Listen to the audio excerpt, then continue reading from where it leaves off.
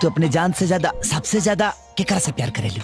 अच्छा अपन माई से ना ना ना ना ना अपन बाबूजी से अच्छा। ना ना ना ना ना अपन माई बाबू दोनों से तो तोहरा दोनों जाने के क्रिया ई बतावा कि तू केहू से इलू इलू कइले बाड़ू कि ना? कैले मानी ना बचपने से मतलब अपन माई बाबू दोनों से इलू इलू तू ना मतलब माने उ बड़का बड़का जवानी वाला, बरसात में भीजल पानी वाला। इनकरा से बोली ना गुप गुप देवे के। अच्छा बबुआ बहुरिया ने गुप गुप मांगा था ना उधर लिए बुझा चल रे। अच्छा अब तो बाबूजी की भी परमिशन मिल गई। अब तो दीना गुप गुप। अरे बाप रे माथावा खाई में हम जानो तरी रे गुप गुप का होला रे बाप रे बाप। बैक बैक देखो पीछे। अच्छा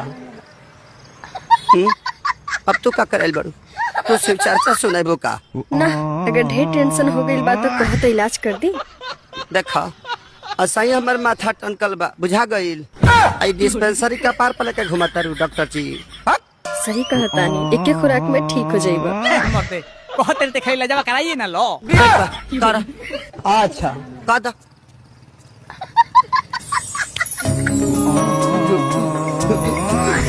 दूर भइल टेंशन। कहाँ गई कहाँ करनी है? जहाँ रोज जाइले हो जो करनी है और कहाँ जाए? अच्छा एकर मतलब पढ़े ना गई। जे पढ़ी हो मरी, जे ना पढ़ी हो मरी। ठीक तो है अब ये सही लोट लेके काहे घूमत रही हो?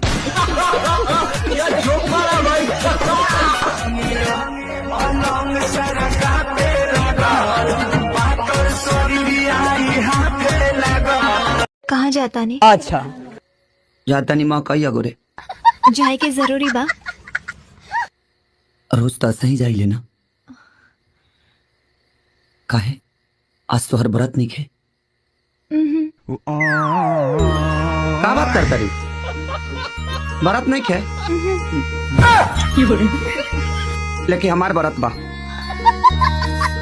कौना देवता के व्रत? गोधन बाबा के। लेकिन आज हम राउर सब व्रत तोड़ के रहा। अच्छा हम ना तोड़ा तो ना तोड़वा। हम तो तोड़ के रहा।